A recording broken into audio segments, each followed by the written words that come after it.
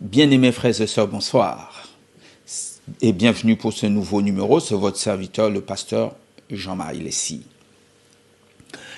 Nous sommes au 13e jour de confinement et je souhaite que nous puissions saisir cette occasion pour mettre de l'ordre dans nos vies, mettre de l'ordre dans nos pensées. Autrement dit, certains parmi nous risquent de manquer le royaume des cieux à cause des distractions. La Bible me raconte l'histoire de David, fils de Jessé, qui avait un ami du nom de Jonathan, prince d'Israël, de son état, fils du roi Saul, prince héritier. Mais mes amis, vous savez que Jonathan n'a jamais accédé au trône, tout simplement parce que lorsque David le mettait en garde et lui disait certaines vérités et certains dangers éventuels qu'il courait, Jonathan a faim de ne pas comprendre. Et qu'est-ce qui lui est arrivé? Il a préféré garder son père, l'amitié de son père, que l'amitié spirituelle. Et ils ont péri tous les deux sur le champ de bataille. Voilà pourquoi je vais te dire une chose.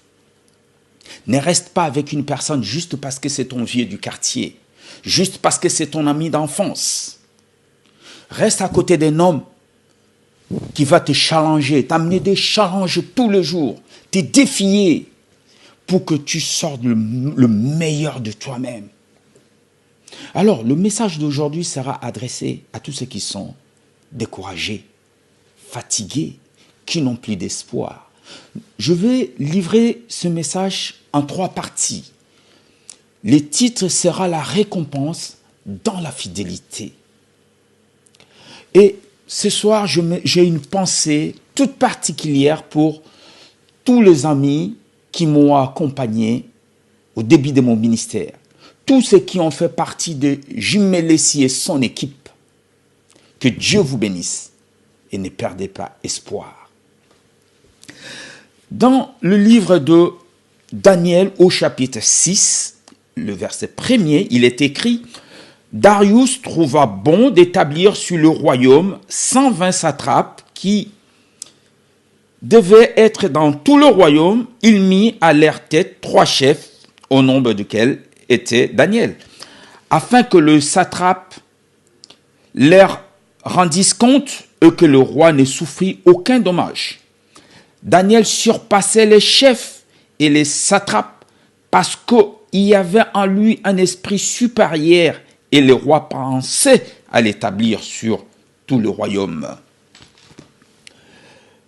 Une machination était montée contre Daniel pour les faire écarter du pouvoir. Ils ont comploté contre ces serviteurs de Dieu et le roi a signé un décret. Ces décrets étaient à l'encontre des principes de vie de Daniel. Daniel fut arrêté, mis d'abord aux arrêts et ensuite jeté dans la fosse aux lions. Et à ce moment, le roi s'est rendu compte que c'était une machination, c'était une manipulation.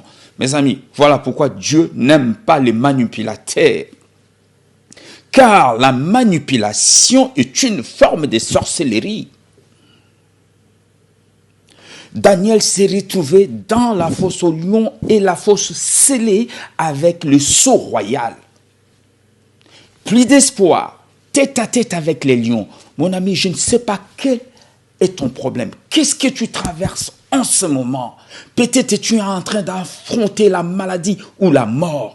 Mais laisse-moi te dire une chose, que le lion de tribu de Juda que tu as servi toute ta vie ne te laissera pas tomber. Nous l'appelons aussi la pendule d'Ézéchias. C'est lui qui a fait remonter de 15 ans la vie d'Ézéchias. S'il l'a fait, il va le faire pour toi. Parce qu'il y a une récompense dans la fidélité. Quand tu restes fidèle à Dieu, Dieu va te récompenser.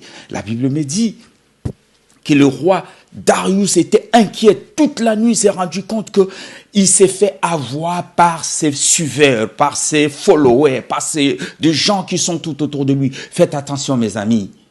Beaucoup d'amis, beaucoup de gens autour de vous vont vous ralentir spirituellement. Et là, au petit matin, il se précipite vers la tombe, qui est supposée être la tombe de Daniel. Il s'écria d'une voix forte, et là il y avait les conseillers qui étaient derrière. Daniel, Daniel, homme bien-aimé, est-ce que ton Dieu que tu sers avec fidélité, tant de persévérance, a pu te sauver de la gueule de lion? Je suis sûr qu'ils étaient en train de se moquer, de dire, mais qu'est-ce que le roi raconte? On n'a jamais vu un homme passer une nuit avec les lions et sortir vivant. Et là, comme une voix qui sortait de l'autre côté de la tombe, qui dit, « Ô roi, vis éternellement. En effet, mon Dieu, Jéhovah que je sers, Adonai, Elohim, il a fermé la gueule de lion. » Mes amis, il y a un homme, un intellectuel français du nom de Voltaire qui a dit, « Seigneur, protège-moi de mes amis, mais mes ennemis, je m'en charge.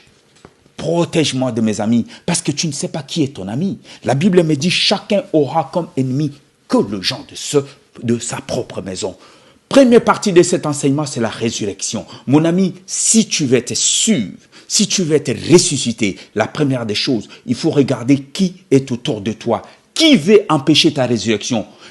À qui bénéficie ta mort? Dis-moi, à qui bénéficie ta mort? Cet homme-là a tout intérêt de te voir mort. Voilà pourquoi, lorsque Daniel fut sorti de la fosse au lion, ce sont ses détracteurs, ceux qui ont comploté contre lui, qui sont tombés dedans. Écoute-moi, mon frère, écoute-moi, ma sœur. Le temps est arrivé pour que Dieu te récompense. Et la récompense est dans la fidélité. Que Dieu vous bénisse. Bonne soirée.